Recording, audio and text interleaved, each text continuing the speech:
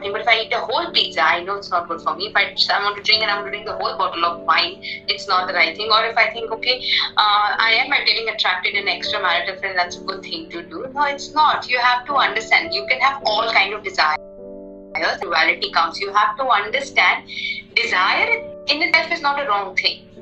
But having that desire and without a restraint, where you are separate, the senses, which I said, the body, mind, and senses, they are not a part of you. You are a part of I and the universe.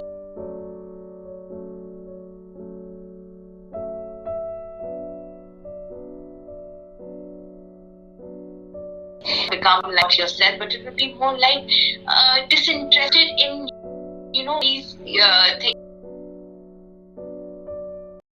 Everyone include. This is where for us to be in a trap of guilt of it, we still hold it. Those thoughts come to it. How many times we have a good thought of it? Oh, I made that person laugh that day. How many times will you remember that in the next 5 years? But if you got one fight or one wrong, you will remember that so many times that person will come to your mind, that thought. That's why it's important to love yourself and let go and admit you made a mistake and you're growing.